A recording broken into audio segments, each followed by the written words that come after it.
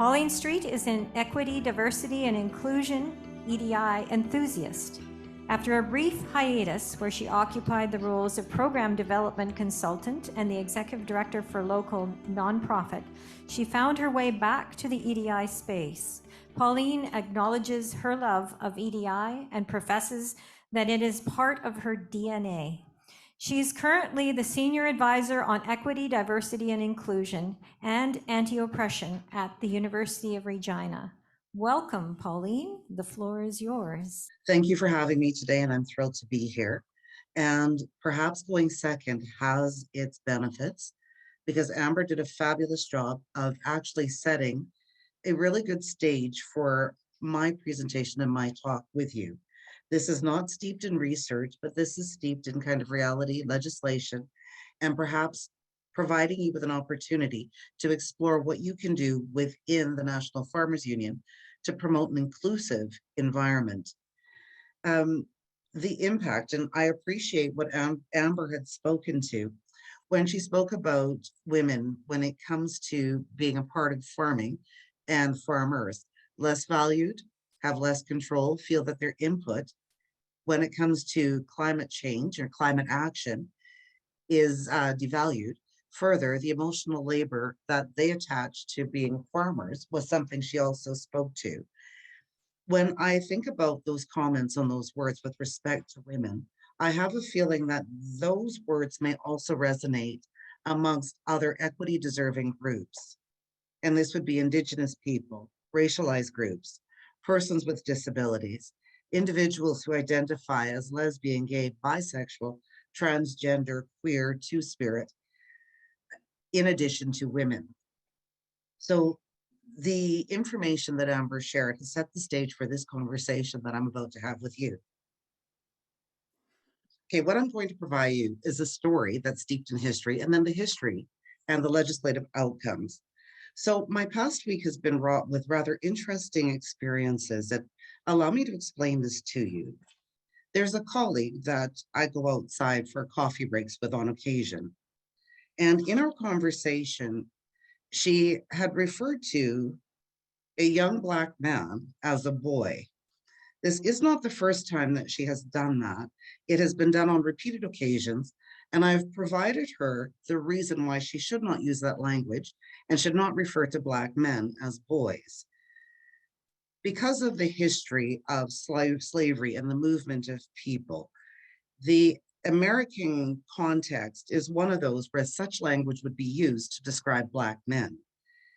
This woman became quite upset with me and told me she couldn't believe me, but I actually couldn't believe her because I provided her the historical context, but the behavior hadn't changed. This behavior is deeply rooted in things that brought about legislation.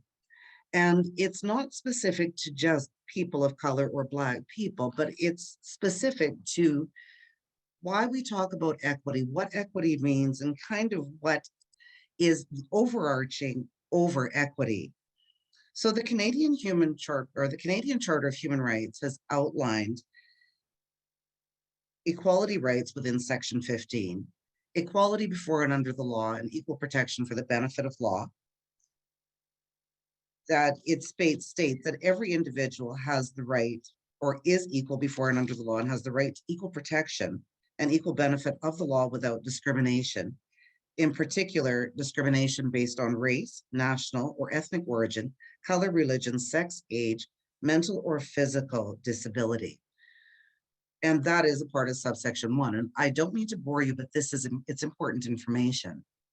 Within section 2, it just simply states that it doesn't preclude any law, program, or activity that has the object of amelioration of conditions of disadvantage. And this is for individuals or groups because of their race, their ethnic origin, their nationality, religion, sex, age, national, mental, or physical disability. This section makes it clear that every individual in Canada, regardless of their race, religion, etc., is to be treated with the same respect, dignity, and consideration.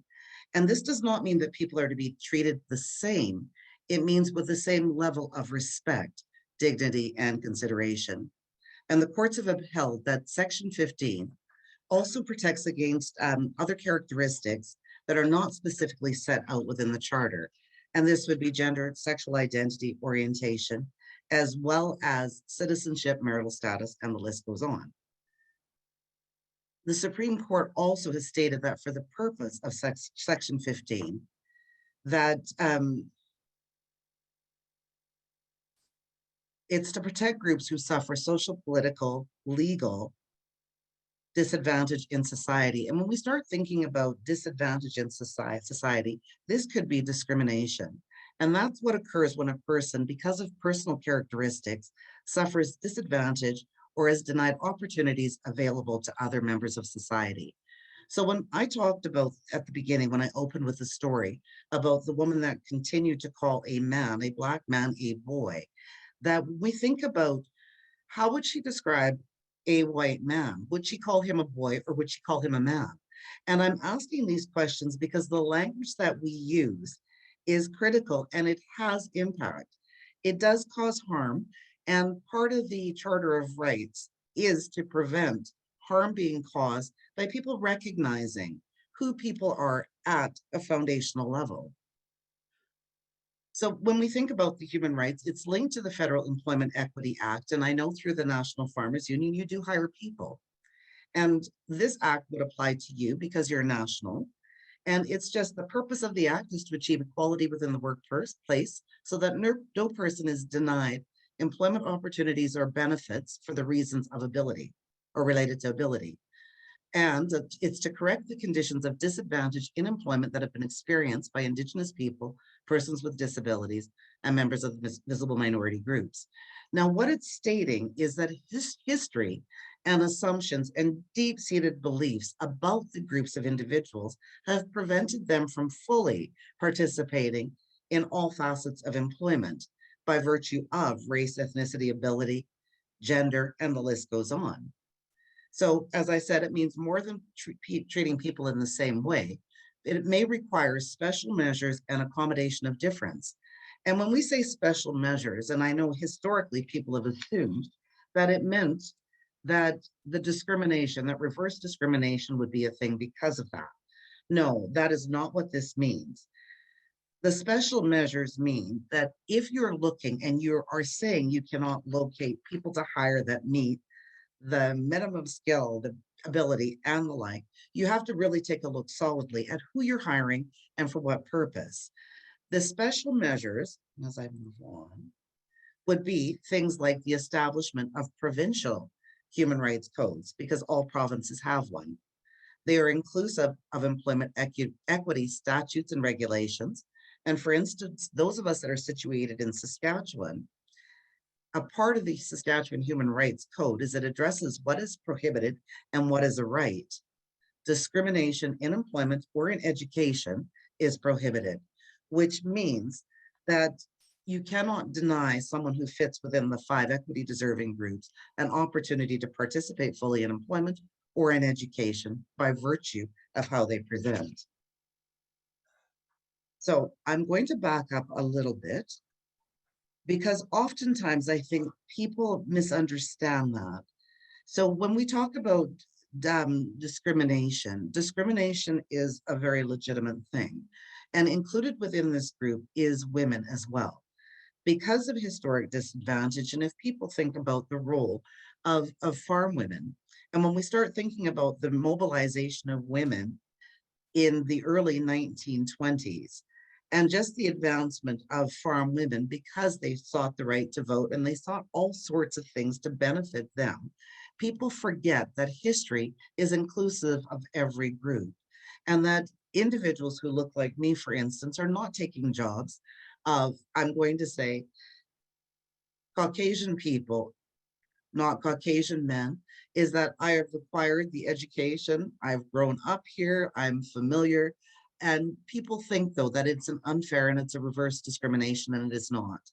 I think that the conversation is a bigger conversation than what I have time to provide you. So I'm going to back up to diversity. How did I end up at the end of my presentation? So diversity is the outcome. What it is at the top or at the highest level is the difference that exists between people. And I often joke because there are 6 children in my family. I have 3 brothers, 2 sisters. And I'd asked my mother at one point in time, if you had to do it all over again, would you have 6 kids? And she laughed and she said, of course I would, but I would have a different 6. So she recognized the difference amongst all of us as her children, and there is diversity within our family. There are 2 dimensions of diversity. There are primary, which includes gender, race, ability, age, ethnicity, gender identity. And then there are secondary dimensions, which is education, working, studying style, religion, marital status, sexual orientation, as well as geographic location, so where you may reside. The primary dimensions of diversity are the dimensions that are easier to spot, easier to see. And I'm going to make a joke that with me with age, you're not going to be able to see it just yet. And I'm going to rely on the melanin in my skin and the fact that I come from younger looking people, even though I know my age. So these dimensions form who we are as individuals. So when you think about individuals that you work with, not one person is a monolith. I'm not a replica of my siblings. I'm not a replica of all Black people, that I am diverse within myself. So I'm not linear. I have intersections that exist within who I am. So I'm a woman, I'm a racialized woman. I've been a woman in underrepresented occupations. I have not been a farmer. However, I'm quite interested in farming, at least from my home, as opposed to actually doing the real work that's involved and expending the real emotional labor that can be attached. So I've talked with you a bit about equity, and equity is one of those things that I know that if people are hired, and if you're doing hiring, and if you're hiring for farm labor and you have an opportunity to pick, that you pick the best skilled individuals to fill those roles. That if the National Farmers Union, because it's federal, adheres to federal guidelines with respect to hiring, whether it's the office staff, administrative staff, hopefully it would be representative of the Canadian demographic. When we think about inclusion, inclusion is the type of environment that is created. And it's a work environment where all individuals are treated fairly, respectfully, have equal access to opportunity, resources, and can contribute fully to the success of the organization. That with inclusion, it's not that we make sure that we go out of our way to treat everybody nicely, but we create an environment where people feel that they can bring the best aspects of themselves, and I'm not going to say their whole self, but the best aspects of themselves to the job, that they can do the job because the environment is one that is barrier-free, it's discrimination-free, it's intolerance-free, it is supportive, it is respectful, and it is open. So when we think about barrier-free, it means individuals have access to the environment where they can apply for a job, where they can apply for funding, they can apply for information, they can be involved, and where they are a part, that they have no limitations imposed upon them from being a part of the group.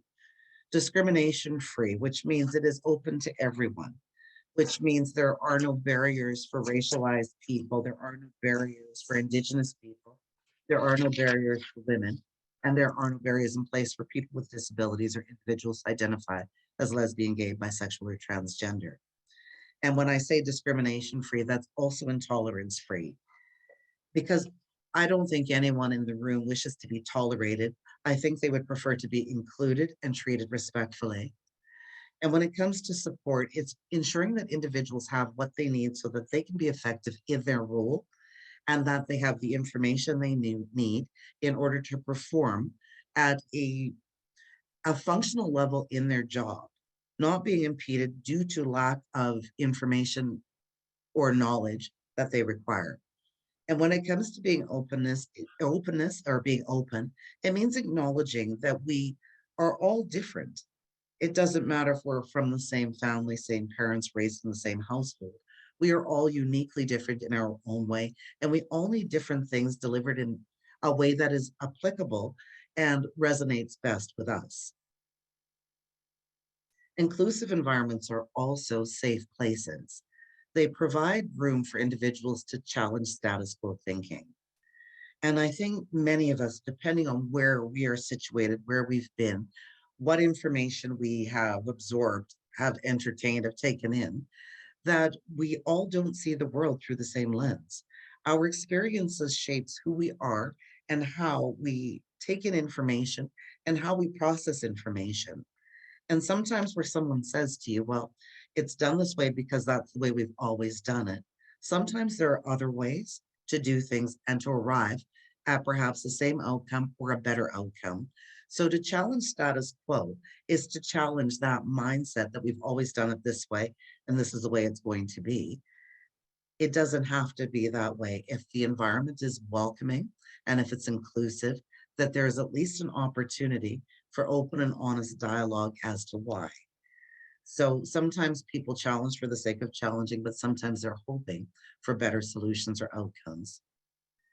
Inclusive environments are accessible to everyone. So there are no barriers, there are no roadblocks. People are not prevented from being a part of the environment, that people have what they need and they are supported in a positive fashion. Within inclusive environments, there's also, it's inquiry, sometimes quite a critical inquiry for the purpose of understanding. So within such environments, people make an effort to gain understanding, to understand perspectives, to understand what's influenced the perspective. And it's not to say that this is a long drawn out conversation, but people hopefully will take time to get to know who they're interacting with. And from that, figure out why it is they shape the world in the manner that they do, or why their approach to navigating time and space is as it is. And further, with respect to inclusive environments, they are demonstrative of respect. People are treated with respect, and this is all people are treated with respect. And it's an environment that is safe for everyone, that to challenge status quo is okay as long as it's done respectfully and as long as respect is shown in return. So I've talked rather quickly, and it's probably because I was knocked off my game and I didn't start, but it's all good. I'm going to ask you to contemplate the following. What does the National Farmers Union do to promote inclusion? And how could the National Farmers Union improve inclusion efforts? Based on what you've identified, I'm going to ask you to think about what could be done to improve it. And that concludes my presentation, so I was short. Thank you.